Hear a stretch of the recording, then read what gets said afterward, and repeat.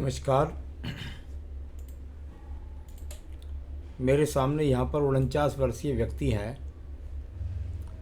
जिनकी हस्तरेखाओं को मैं यहाँ पर देखने जा रहा हूँ और किस किस प्रकार की गतिविधियाँ आपकी उंगलियों में चल रही हैं, आपके पर्वतों पर चल रही है और आपकी रेखाओं में चल रही है, इसको बताने वाला हूँ और अंत में आपके सवालों के जवाब। सबसे पहले मैंने आपकी छोटी उंगली को देखा जो सूर्य की उंगली के प्रथम पर्व तक नहीं गई। मैंने अपने हज़ारों एपिसोड्स के अंदर बताया है कि भाई जब जब ये उंगली आपकी सूर्य की उंगली के ऊपर तक नहीं पहुंचती है तो ऐसे व्यक्ति के जीवन में उतार चढ़ाव का सामना अवश्य होता है। ऐसे व्यक्ति के जीवन के अंदर संघर्ष काफ़ी बना हुआ होता है और संघर्ष के बाद वो व्यक्ति अपने आप को स्थापित कर पाते हैं।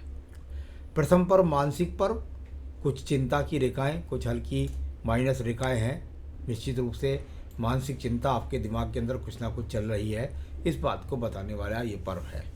सेकंड पर्व पर भी राहु रेखाओं का प्रभाव है, यानी कि कुल मिलाकर आपका मानसिक स्तर ठीक न होने के कारण इस समय वैसे आपकी प्रवृत्ति में नहीं है, थोड़ा सा वाद विवाद कर सकते हैं, किसी के साथ डांट पड़ाक कर सकते हैं, माता पिता से संबंध भाषा शैली के खराब हो सकते हैं, चिड़चिड़ाहट के साथ पति पत्नी में भी तालमेल में कमी आ सकती है। ऐसी स्थिति वर्तमान में चल रही है, बहुत ज़्यादा समय तक नहीं चलेगी। तीसरा पर्व, यहाँ पर पर्व आपका ये धन के कारक वर्तमान में किस प्रकार के मजबूती से बनेंगे इसके लिए दिखाई देता है। अभी सामान्य स्थिति यहाँ पर दिखाई देती है। यहाँ बात करते हैं आपके सूर्य के पर्व के बारे में। सूर्य का पर्व यशमान सम्मान के साथ में मिली जुली रेखाओं का ये पर्व यहाँ पर दिखाई देता है। थोड़ा सा आँख के नंबर चश्मा बढ़ सकता है, साथ ही साथ आपको ध्यान रखना होगा, अपने आप को किसी डॉक्टरी देखरेख में या बीपी को लगातार चेकअप करवाना होगा, ऐसी खराब बीपी का सामना हो सकता है। सेकंड पर्वत पर राज्य सरकार से न सहयोग है, ना ही किसी प्रकार से राज्य सरकार से दंड की संभावनाएं हैं। तीसरा पर्व जो कहलाता है वो परिवार में कहलाता है और शनि और सूर्य की उंगली भी मिली हुई है। आपकी तरफ से माता पिता को आप सहयोग करने वाले व्यक्ति हैं। तीसरा पर्व यहाँ पर अगर मैं देखता हूँ तो मुझे यहाँ, हालांकि आपके सवाल के अंदर चल रहा है कि भाई जो आपका भाई का पैसा है वो माँ बाप ने दे दिया, मैं समझता हूँ कि पिता माता के अंदर वो किसी प्रकार की कोई नेगेटिविटी नहीं थी और वो आपका जो है उनसे किसी प्रकार के आज भी आपके मन के अंदर उनके प्रति सम्मान स्थापित है। चलिए अब बात करते हैं आपकी शनि की उंगली के बारे में। यहाँ से किसी भी बड़े रोग की संभावना दिखाई नहीं देती या स्थायी रोग की संभावना दिखाई नहीं देती, या आपके जीवन में जो मेडिसिन लगी हुई है रोगों की बिल्कुल ठीक लगी हुई है। यहाँ दूसरे पर्व को अगर बात करता हूँ, कुछ हल्की रेखाओं का दिखाई देता है। थोड़ा सा हो सकता है कि खर्च ज़्यादा हो गया है, उसकी स्थिति के कारण थोड़ा सा अपने आप को आर्थिक स्थिति में हल्का महसूस करते हैं। तीसरा पर्व बहुत अच्छा है, आप अपने आप में इतने समर्थ हैं कि अपने परिवार का संचालन आप स्वयं से कर सकते हैं। बात करते हैं इसके बाद हम आपकी बृहस्पति की उंगली के प्रथम पर्व के बारे में। यहाँ से शुगर, कोलेस्ट्रॉल, लीवर, किडनी इस तरह के रोग देखे जाते हैं। कुल मिलाकर इस पर किसी प्रकार का बुरा प्रभाव नहीं है, यानी ये रोग आपके अंदर कहीं भी स्थायी नहीं है। सबसे ज़्यादा रेखाएं देखने को यदि मैं देखता हूं तो बुध के उंगली पर मिली, कनिष्ठा पर और यहाँ पर मिली। देखिए हमारे विज्ञान में पार्टनर क्या होता है, पार्टनर जिंदगी में वो होता है, एक तो होती है पत्नी, दूसरा पार्टनर होता है जो व्यापार का पार्टनर होता है। कुल मिलाकर जब जब इन रेखाओं का यहाँ पर ये निशान आते हैं, हालांकि पत्नी के संबंधों के लिए मुझे हृदय रेखा भी देखूंगा, थोड़ा सा मैं बुद्धि रेखा के पास भी देखूंगा, तब तक ये व्यापार में या पत्नी से खटास के लिए या नुकसान के लिए रेखाएं जानी जाती हैं। तो ये रेखा यहाँ पर थी, इसका नुकसान आपको मिल चुका। इसका प्रभाव कृपया करके अपनी चिड़चिड़ाहट से पत्नी से संबंध बिगाड़ने में ना करें। तीसरा पर्व, संतान के लिए अच्छे संसाधन बनाने के लिए माइनस रेखा लगी हुई है। आप अच्छे संसाधन बनाना चाहते हैं संतान का, वो दिखाई देता है। यहाँ बात करते हैं इसके बाद आपके बुध पर्व के बारे में। बुध का पर्व यानी कुल मिलाकर पर्व तो अच्छा उठा हुआ है, उसमें तो कोई प्रॉब्लम नहीं है, यानी व्यापारिक समझ भी है, भाषा शैली भी अच्छी है व्यक्ति के अंदर, लेकिन संपूरक, जब मैं रेखा बोलता हूँ तो बैलेंसिक बुध रेखा नहीं होने के कारण अच्छे धन के आगमन वर्तमान में नहीं है तो ऐसा नहीं है कि हमेशा नहीं बनेंगे, लंबाई बढ़ जाएगी रेखाओं की तो मजबूती से बन जाएंगे। आइए बात करते हैं आपके सूर्य के पर्व के बारे में। सूर्य का पर्व और ट्रायंगल के साथ सूर्य पर्व का बनना, हमारे विज्ञान में बोलते हैं कि भाई ऐसे व्यक्तियों को राज्य सरकार से अवार्ड मिलते हैं, या तो ऐसे बोलते हैं, क्या ऐसे बोलते हैं कि ऐसे व्यक्तियों को दूर दराज क्षेत्रों से जुड़ करके सम्मान मिलता है, नौकरी मिलती है, काम मिलता है। तो ये अच्छा संकेत यहाँ पर था। साथ ही साथ इसमें इतनी जान थी कि यदि व्यक्ति चाहता तो अपने ज्ञान से राज्य सरकार से संबंधित ठेके और नौकरी भी प्राप्त कर सकता था। शनि का पर्व पर अभी बहुत माइनर रेखा है, हल्की हल्की है, छुपी हुई है, ऊर्जित नहीं हो रही। ऊर्जित कैसी होंगी? जैसे हृदय रेखा गहरी गहरी नजर आती है, तो ऊर्जित रेखा यहाँ पर अभी नहीं है। ये रेखा जितनी मजबूती से खड़ी होंगी उतना आपका भाग्य उदय होगा। अभी वर्तमान में भाग्य के लिए संघर्ष जारी है। अब बात करते हैं आपके बृहस्पति के पर्व के बारे में। बृहस्पति का पर्व और उस पर कई रेखा खड़ी हुई है। ईश्वर को मानते हैं, पूजा पाठ करते हैं, मेहनत करते हैं, ज्योतिष में विश्वास रखते हैं, तो ये सब रेखा यहाँ पर जब तक चतुर्भुज का रूप ना ले लें, मैंने देखा है 2 सेकंड खड़ी है, कभी भी बन सकती है ऐसी रेखाओं से, तो जब तक आपके जीवन में आप जमीन नहीं खरीद पाते हैं। तो ये अभी इस तरह की स्थिति है, समपर्वत है, सामान्य रूप से सभी संसाधन मौजूद हैं। मैं बात करता हूँ आपकी हृदय रेखा के बारे में।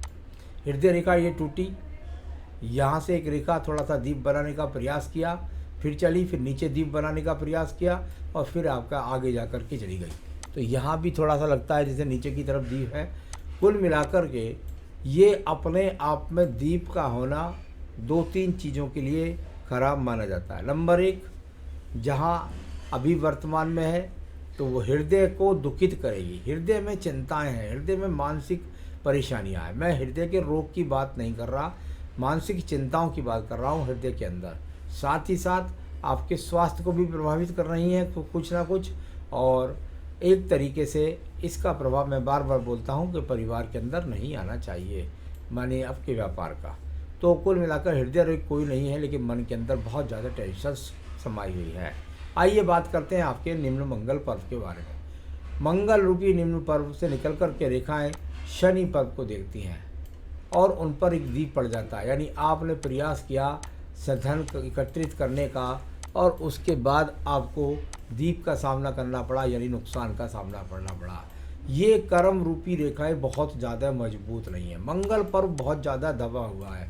मंगल पर्व दबा हुआ हो और कर्म रूपी रेखाएं ज़्यादा ना हो, यानी मेहनत में कुछ ना कुछ कमी रह गई, समझने में कुछ ना कुछ कमी रह गई, इस प्रकार की यहाँ पर मंगल सपोर्ट नहीं कर रहा है, आपकी मेहनत से अभी आपको लाभ नहीं दे रहा है। दूसरा देखिएगा, हमने बताया है कि भाई बुद्धि रेखा कभी भी बैलेंस में होनी चाहिए। आपकी बुद्धि रेखा कहीं पर भी बैलेंस में नहीं है, थोड़ा सा चलती है सीधी, फिर उसके बाद उतार चढ़ाव हो जाता है, फिर नीचे गिरती है, फिर उतार चढ़ाव हो जाता है, फिर उसके बाद एक शाखा बुध को देखती है, फिर जाकर के एक शाखा चंद्र पर्वत को पहुंचती है। यानी जब जब लहरदार बुद्धि रेखा होगी, व्यक्ति समझ ही नहीं पाता अपने आप को जैसे आपके साथ धोखा हो गया, कुछ हो गया, तो व्यक्ति अपने आप की बुद्धि को स्थिर नहीं रख पाता। आराम से कोई भी ऐसे व्यक्ति को बहका भी सकता है और अपने आप टिकाऊपन न होने के कारण व्यक्ति धोखा खा भी सकता है। ऐसा इस रेखाओं के कारण होता है। यहाँ पर यदि बात करता हूँ द्वितीय मंगल पर्वत की, अभी वहाँ से कोई कोर्ट कचहरी मुकदमे में किसी भी प्रकार की जीत के चिन्ह नहीं है। जब जीत के चिन्ह यहाँ पर नजर आएंगे तो आपको विजय प्राप्त हो जाएगी। यहाँ पर जब खड़ी रेखाएं छोटी छोटी बनने लगे तो समझिए आपको जीत प्राप्त होगी। मैं बता देता हूँ, ऐसी रेखा यहाँ पर खड़ी नजर आने लगे तो समझिए आपको मुकदमों में विजय प्राप्त होगी।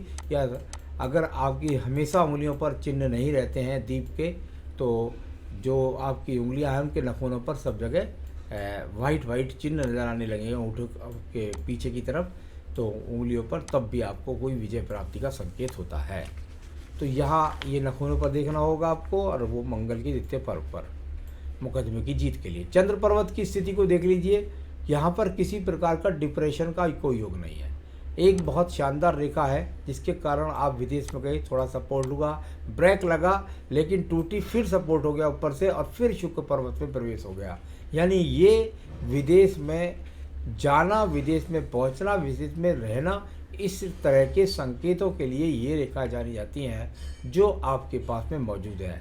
व्यक्ति के अंदर कोई शराब का, कोई बुरे आचार विचार का कहीं भी कोई संकेत नहीं है, कोई डिप्रेशन का युग नहीं है, किसी भी प्रकार से व्यक्ति कोई गलत फान कान नहीं करता है। यहाँ बात करते हैं आपकी बुध रेखाओं के बारे में। बुध रेखा टूटती हुई तीन तीन रूप में चलती हैं, हल्के हल्के रूप में, 1 2 3 4, ये यहाँ से इस तरह से। एक तो कनिष्ठा उंगली छोटी, ऊपर से बुध पर्वत पर ये रेखा जब तक यहाँ से सीधी नहीं पहुँच जाएंगी नीचे वाली ऊपर तक बुध पर्वत तक, तब तक आपके व्यापार में एक रूपता नहीं आ पाएगी। तो इसके लिए आपको अपनी प्रयास जारी रखना चाहिए। जो पूजा पाठ में बता रहा हूँ उसे कर लेंगे तो उससे लाभ होगा। आइए बात करते हैं आपके यहाँ पर रेखा के बारे में, और वो है आपकी यहाँ पर भाग्य रेखा। अगर भाग्य रेखा को आप देखेंगे तो यहाँ से चलती है और कई जगह छोटे छोटे रूप में ऊपर से इनको राहु रेखाएं भी काट देती हैं।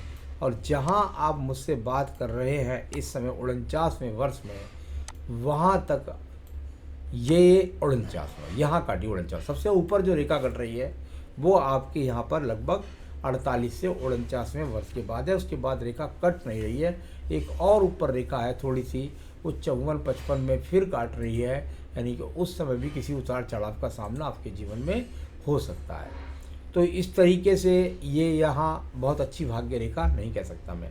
शुक्र पर्व की स्थिति को देखते थे, मंगल रेखा तो है ही नहीं, पर्वत भी दबा हुआ। शुक्र पर्वत पर किसी प्रकार की बहुत मजबूत स्थिति नहीं है, यानी संसाधनों के लिए संघर्ष जारी है। तो ये तो सब हुआ यहाँ पर। पैतृक संपत्ति की कोई रेखा नीचे से गई नहीं सहयोगात्मक रूप से, तो पैतृक संपत्ति आपको यहाँ पर मिली नहीं। आइए बात करते हैं इसके बाद आपकी आयु रेखा की। आयु रेखा तो काफ़ी लंबी है, इसको कह सकते हैं अभी 76 से 77 वर्ष की, आगे भी रेखाएं बढ़ती रहती है। तो यहाँ सब बातों को बताया मैंने। अब मैं आपको सवालों के जवाब पर चलता हूँ। पार्टनरशिप से धोखा होना था, बुद्धि रेखा ने बता दिया। आप समझ नहीं पाए समय को, आप धोखे में रहे, आप बुद्धि का सही इस्तेमाल नहीं कर पाए। चलिए वो तो सब आपके साथ हो गया। वो तो मुझे अभी कोर्ट केस जो चल रहा है उसमें मुझे जीत की रेखाएं नज़र नहीं आती। कुछ उपाय बताऊंगा यदि आप चाहते हैं मुकदमों में जीतना, तो ये आपको ध्यान रखना होगा। माँ बाप से पैसा भी आपका ले लिया, वहाँ सपोर्टिंग नीचे रेखा नहीं थी, हल्की सी रेखा है, थोड़ा बहुत कुछ मिला होगा। आप विदेश में रहने की संभावना बहुत ज़्यादा आपके हाथ से दिखाई देती हैं, और उसको स्ट्रगल को आप धीरे धीरे स्थापित करें, कुछ पूजा पाठ करें, आप अपने आप को मानसिक शांति पर ले आएँ, पिछली बातों को भूल जाएं। कब से टाइम अच्छा होगा, मैं जहाँ तक समझता हूँ अभी आपका समय थोड़े दिनों बाद ही अच्छा शुरू हो जाएगा, और फिर आपके जीवन के अंदर 54 वर्ष तक तो कोई स्थिति खराब नज़र नहीं आती। यानी धीरे धीरे उस समय 54 वर्ष पर कोई व्यक्ति धोखा ना कर दे, इस बात को आपको संभल कर चलना होगा। तो नया बिजनेस शुरू किया है, पूजा पाठ करेंगे तो हो जाएगा ठीक। वो फाइनेंशियल स्थिति भी धीरे धीरे ठीक हो जाएगी आपकी। और परिवार से नहीं लड़ना झगड़ना है, अपने व्यापार की छाप परिवार पर ना छोड़ें। प्रॉपर्टी खरीदने का अभी कोई योग दिखाई नहीं देता। बिजनेस स्टेबिलिटी धीरे धीरे बढ़ेगी, बच्चों का सपोर्ट आपको प्राप्त होगा। तो यहाँ कुल मिलाकर आपके सभी सवालों का जवाब मैंने दिया। उपाय मैं आपको ज़रूर बताना चाहूँगा। देखिए, जहाँ तक आपकी रिंग का सवाल बनता है तो मेरे हिसाब से बनते हैं आपके पन्ना और पुखराज। आपको पहनना चाहिए पन्ना और पुखराज। रत्न यदि आप पहनना चाहेंगे तो इससे आपको व्यापारिक क्षमता अच्छी मिलेगी, बुद्धि की श्रेष्ठता अच्छी होगी, सही निर्णय लेंगे, जीवन में तरक्की, उन्नति और पैसे की प्राप्ति करेंगे। साथ ही साथ मुकदमा अगर आप जीतना चाहते हैं अपना, तो आपको प्रत्येक शनिवार के दिन या तो हनुमान जी के मंदिर में या घर पर ही हनुमान जी की मूर्ति आगे रख के उसके आगे 4 बेसन के लड्डू रख लीजिए और चमेली के तेल का दीपक जला लीजिए और फिर सुंदर कांड का पाठ करिए। तो ये अगर सुंदर कांड का पाठ आपका लगातार प्रत्येक शनिवार को करते रहेंगे, जब तक मुकदमे में जीत हासिल ना हो, तो निश्चित रूप से आपको मुकदमे में जीत प्राप्त होगी। अपने व्यापार को चलाने के लिए आप अपने व्यापार स्थान पर श्री सूक्तम के साथ लिंगाष्टकम का पाठ प्रतिदिन करें। श्री सूक्तम के साथ लिंगाष्टकम का पाठ प्रतिदिन करें अपने व्यापार की तरक्की को बढ़ाने के लिए। इतना करें, सुखी रहे, यही शुभकामनाएं मेरी। नमस्कार।